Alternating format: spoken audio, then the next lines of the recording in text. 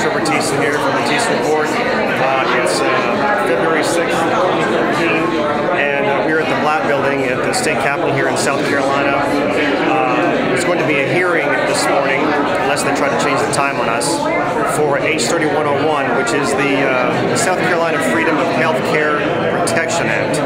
And what this act will do if it becomes law in the state is completely stop Obamacare from being implemented in the state and make it illegal. And right now the bill is in the House Judiciary Committee, and there's a public hearing this morning where people have a chance to voice their concerns and let their elected officials know how they feel about this bill. There's overwhelming support for this bill right now at the grassroots level, and we really need to see this thing go through.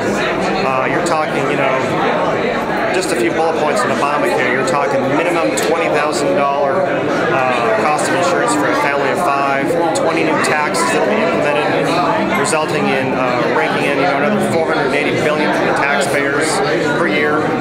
I mean, it's really going to be a disaster. You're talking about massive numbers of physicians quitting, businesses with 50 people or more having to lay people off to avoid having to buy insurance for employees. So unemployment will go up, we'll lose doctors. I mean, aside from the fact that Obamacare is just totally unconstitutional, it's just a total scam. It's not an Affordable Care Act, it's the Unaffordable Care Act is what it really is. It's not about health care, it's about taking control of society. This is social engineering, really is what it is. But anyways, hopefully in a few minutes when they open the doors, we'll have a chance to go in, and myself, along with a lot of other people from the general public, we'll have a chance to speak and put in our 2 cents on this. So we'll see what happens here in a minute. Representative Jones. Thank you, Mr. Chairman. First of all, I'd like to thank you and the committee for allowing us to hear on the bill. We appreciate it. Thank you so much. And I certainly would, you don't have to applaud, but I want to tell all of you, thank you so much. I appreciate you being here. It's a sacrifice for you to be here, and I understand that, and I just appreciate you so much. Thank you very much. So thanks to everybody. Okay, I got a lot. Mr. Chairman, this bill H.30 101 is a bill to pretty much stop Obamacare in the state of South Carolina. And what we want to do with this bill, first of all, what this bill is not about hate or of anybody or any administration or anything like this. This is a bill about love, and it's a bill about love of freedom, love of liberty, love of our way of life, and it's also, this bill is particularly about my children and my grandchildren and all these people's children and grandchildren that's going to be coming out.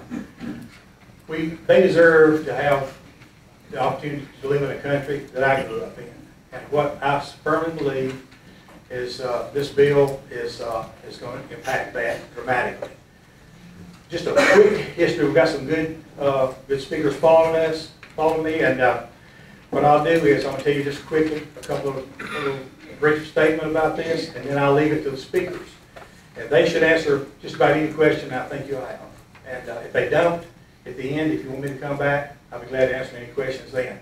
But what this is an issue where we put together a committee of people, volunteers, medical doctors, attorneys, small business owners, pastors. Back in September, we started meeting to look at this. My constituents wanted us to do something about stopping this bill. And I totally agreed with them, and I wanted to do something about it. So we put people together, we took a look at it, we did our homework, we studied this, we had constitutional people, scholars that we talked with on the phone. I'm working with 7 other states on this now, 7 other legislatures and senates of other states that are in various parts of this and various impacts of this. So I have talked with all of them. We feel like it's the thing to do. We feel like we're doing something that's legally, morally, ethically correct. We believe we're okay on that. If we didn't, I wouldn't be doing this. And I believe passionately about what we're doing. So this bill is about stopping Obamacare in the state of South Carolina, and it's for the good of the people. There's issues in here that clearly seem unconstitutional, and there's some that are just plain wrong. Now, we can't do too much about the wrong thing. That's our feelings, and what we can do a lot about being unconstitutional. 10th Amendment Center has worked with us a little bit, and several other people who have looked at this, and I believe in what they're doing. And so, with that being said, that's what this is about. And the people, my constituents, I am duty bound as a legislator to do what I feel like my constituents want within the law. And it's an honor and a privilege to do this, and I don't take it lightly. It's a pleasure to do it. So, but other than that, it's our duty. And I think as a state legislature, that we have a chance to stop this now, and I think we'll have other states to follow us. So I'll yield the rest of my time to anybody else that wants to speak like this, and if you need me to come back, I'll be more than happy to. Thank you, Representative Chumley. My name is William Wise. I'm a citizen of York County, and I live in Fort Mill.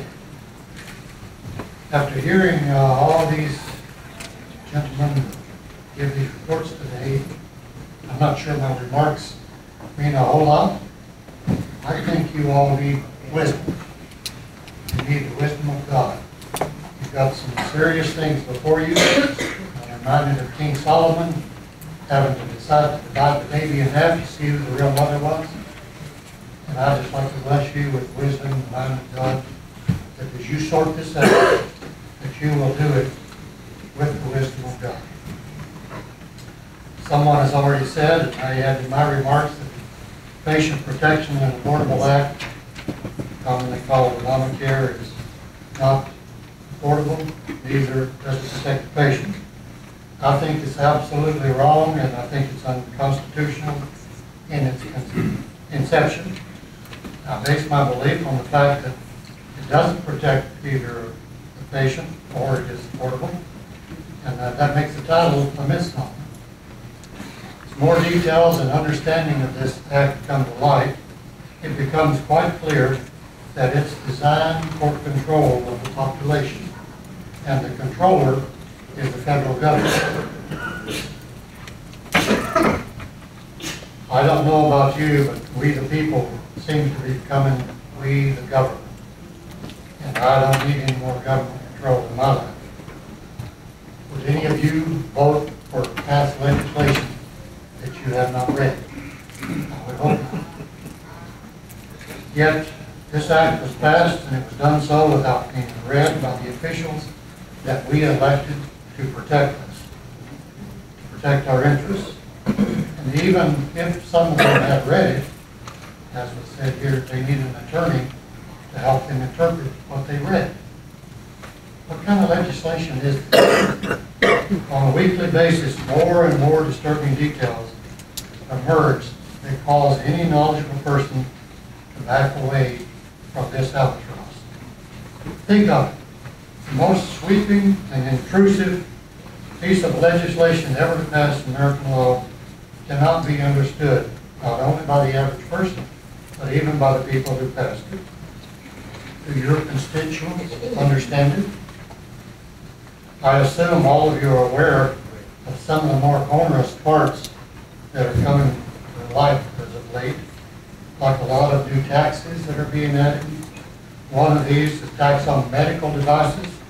It's already led to the closing of one plant that produces these. Do any of your constituents use medical devices?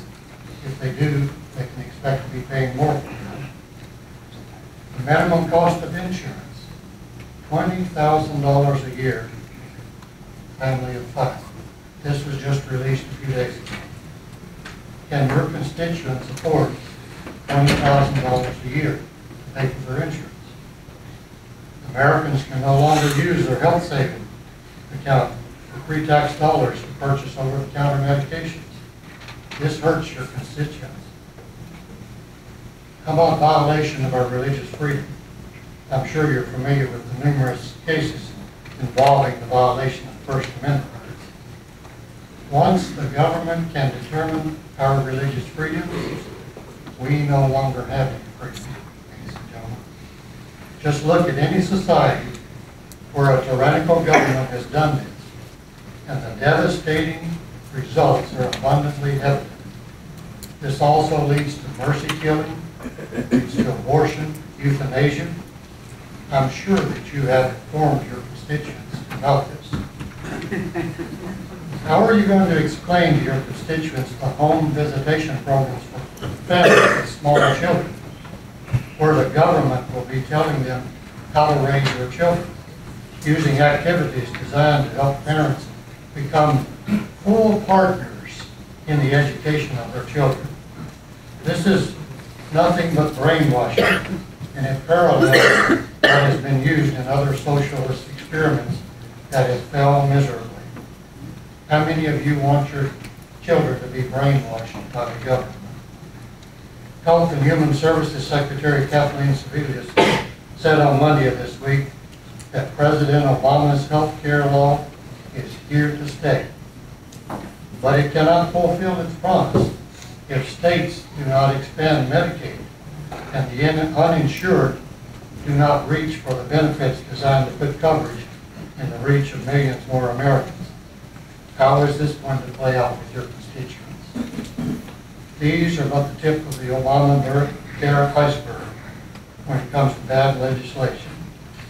I urge each of you to search your own heart, decide where you stand on the issue, and make sure you consider the consequences for your children, your grandchildren, and your constituents. Thank you very much for allowing me to speak. Thank you, Mr. Wiseman. The next person, Trevor Tyson, you want to be heard. All right. Thank you for your time this morning. I've read the Constitution, and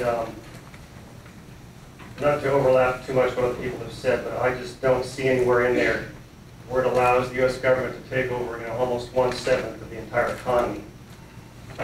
Their powers are few and defined, but as far as the Constitution goes, I don't see how it's constitutional for bureaucrats or commissars to do home inspections on immunizations. That's in section 4204. Telling you how to raise your children, and if necessary, doing it by force, section 2951. Or where government grants have been made available for institutions that perform mercy killing, abortion, or euthanasia. That's in section 1553. But regarding violation of religious freedom, this isn't like something that theoretically might happen. This is already going on. I'm sure you've heard of Hobby Lobby, Christian business. This is in the Christian Post contributor here, where they're facing $18.2 million in penalties already, and the meter's running. They haven't had to pay that yet. I think they managed to put that off, but according to this article here, that's what they're already facing. And why? It's because they just don't believe in having to provide contraception for their employees.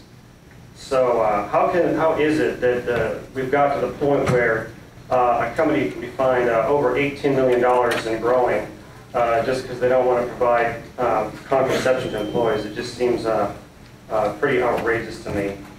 And I don't think it's going to stop there. That's just one example of the violation of religious freedom, the pressure that's already coming down. Respect to what the doctor was mentioning about doctors not being on board with this, in this article on Forbes, 83% of physicians are surveyed are threatening to quit because of Obamacare. 90% feel that healthcare system is now headed in the wrong direction. I mean, if even 10% of these doctors make good on their promise, it would be an absolute disaster for us. And with regards to the taxes, I think Mr. Wiseman mentioned there was like 20 new taxes, I think, and well, what that means is about another $500 billion over the next 10 years. So it's not chump change.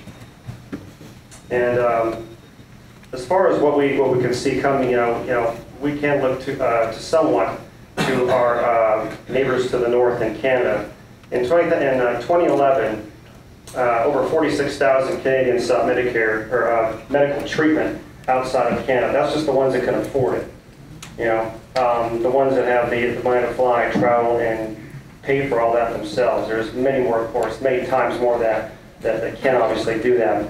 But from 1993 to 2011, the wait times in Canada have increased 104%. So the costs are going up, and the system is under strain, and it's not working. Socialism historically has proven not to work. And as far as that goes, the average wait time now for elective treatments now is up to 19 weeks. That's just to see a specialist. This is out of the Daily Caller News Foundation, this article. And that's just 19 weeks to see a specialist. After that, it goes up to another 9.5 weeks average before you actually get treatment. Now that's for elective surgeries, but for people with more serious ailments or life-threatening ailments, I don't have those numbers unfortunately in front of me, but the reality is people do die on waiting lists. You're not technically turned away, but if you don't make it when your number comes up, it's just too late. Or by the time they get to you to treat you, cancer or tumors, whatever it is so far down the line that they can't help you. And that's not uncommon. And I don't think that's the direction that the United States wants to go. And I don't think it's the direction South Carolina wants to go. So just thank you for your time. Thank you, Mr. Tyson. Which is like the first. The Constitution has elected no single tribunal. I know of no safe depository of the ultimate powers of society other than the people themselves. That was what Thomas Jefferson's opinion was on the constitutional question. And I prefer to take his advice rather than Sotomayor, Marshall, or some of these other guys. Even Roberts. I don't have to belabor so much. If we really look through Article 1, Section 8, we study it, we hold it out to the Affordable Care Act.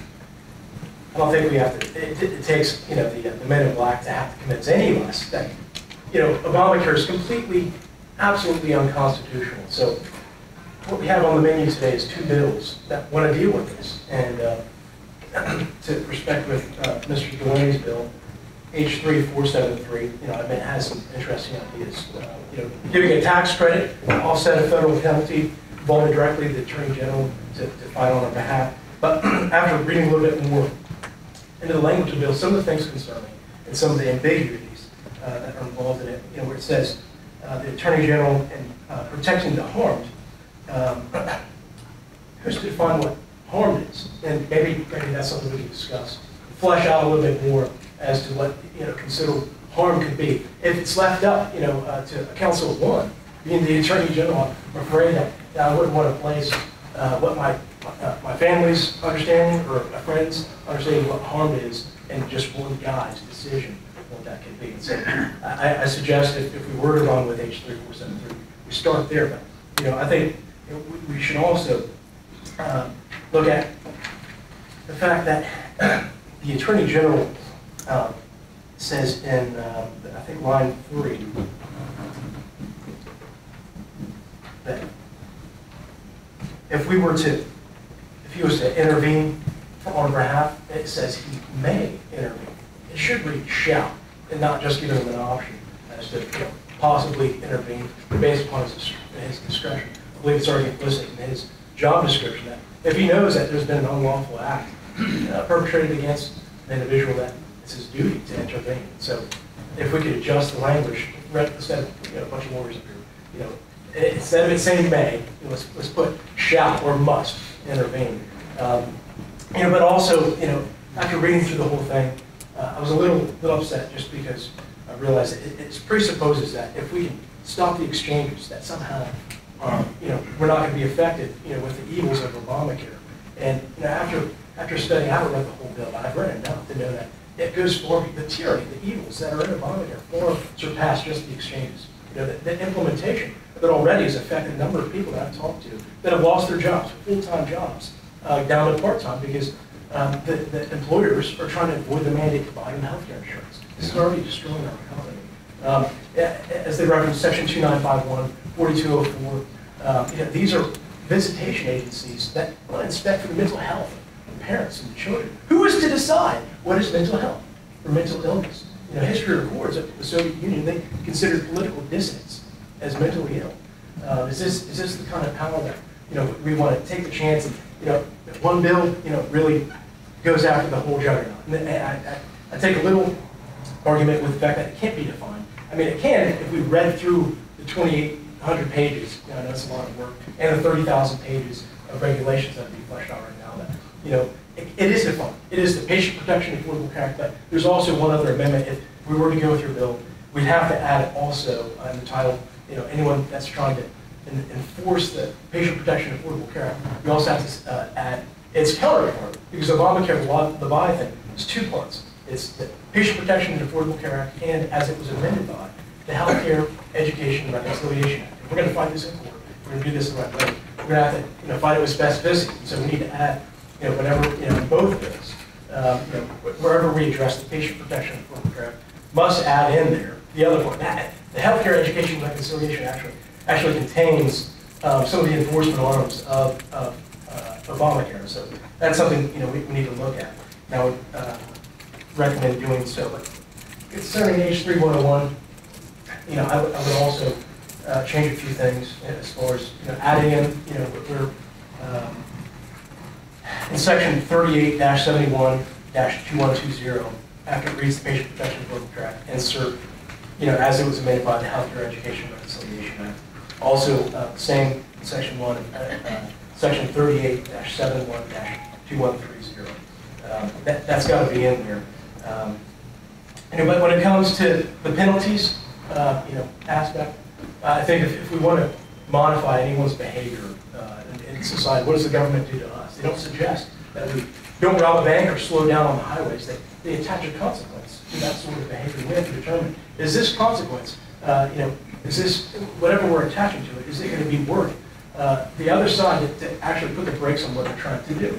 It concerns me that, just a suggestion. If we are right in stopping and pushing back against unconstitutional federal tyranny, do we have, do we just want to suggest, or do we want to have some kind of enforcement power? So I would suggest that consequence could be debated. And I'm totally open to seeing what we could come up with. Maybe it's a financial thing. Maybe we're going to withhold federal income tax to these guys. Only appropriate the monies that are constitutional to the federal government. That might hurt. There's some other things we should get creative. I think we should table the bill and look at some of these options rather than just rushing forward with a quick judgment. But we need to have some kind of consequence. I suggest that they are uniform, whether it's state or federal agent for equal protection issues. But some of the assembly have told me that they say if we do this, Jesse, this is going to lead to civil war. I suggest and I submit to the committee today, the war has already begun. It has already begun.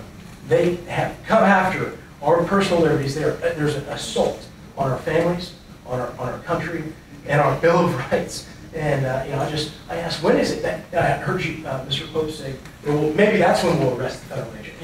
When they go after the guns or the infanticide. Maybe then we'll, if we don't even know technically what's all in Obamacare, how do we not know that that's already in there? Section 1553 has the verbiage and the legalese of that section. Can be interpreted in very different ways. That giving grant money to organizations that absolutely open up the door for eugenics in America.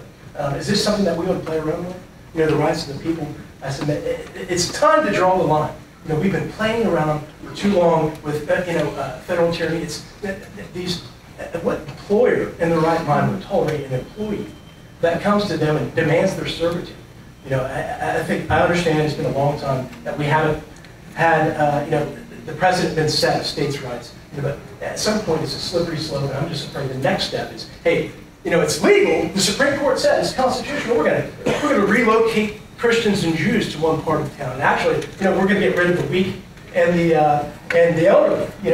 Maybe that's an Obamacare. Maybe it's not. But at some point, we have to decide we have a moral high ground here. I think of Goliath. That he didn't stand a chance against a little shepherd boy because he was on the wrong team. God is with us. We have the moral constitutional high ground. And I just sense the grief of the cloud of witnesses today. As I look around, I see that there's only 20 plus representatives that understand that he is with us.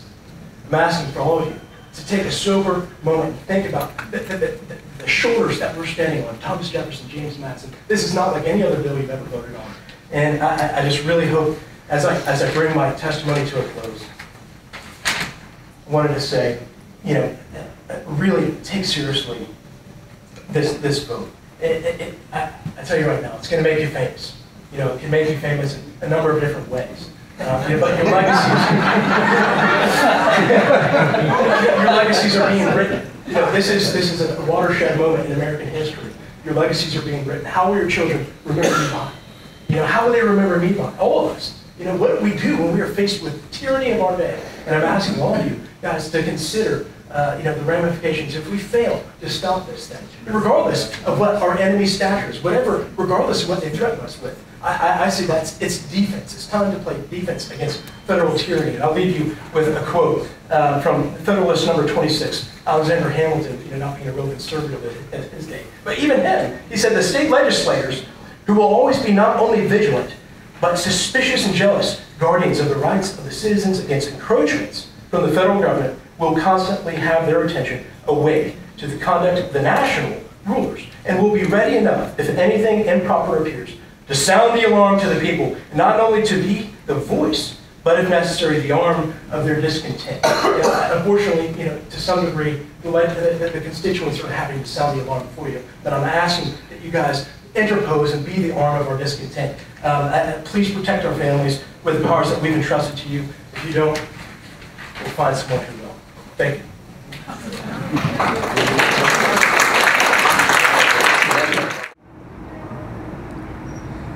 Okay, folks, we just got out of the subcommittee meeting on H3101, which is the South Carolina Protection of Healthcare Act, and the second bill that was put out, which was really lame. I forget the number of the bill, but anyway, as you've seen in there, I was really shocked and I was just disgusted at half the people behind the panel there. They basically, the only person that came out in support of Obamacare was some professor that they brought in to prop it up.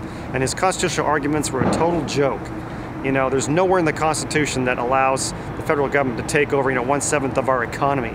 It's like the Bible says, the sum of thy word is truth. Well, the sum of the Constitution is the truth, not just one section taken out of context. What, the federal government says goes, and that's the way it is, and we said so. No, that's not how it is. And it was really disgusting how the panel just threw him softballs and made it real easy for him, but then they get constitutional law philosopher and a highly respected doctor up there, and they just put the nails to them. It was really disgusting, actually. I was kind of surprised that they were acting like that and trying to even accuse the doctor of saying, well, you're just doing this for your own personal financial reasons. Really? But the good thing was everybody else that got up there, I think, did a pretty good job of touching on all the points of Obamacare and all the problems with it, and the fact that it's just flat out evil. It's not about healthcare, it's about social engineering and control of society. That's what Obamacare is all about.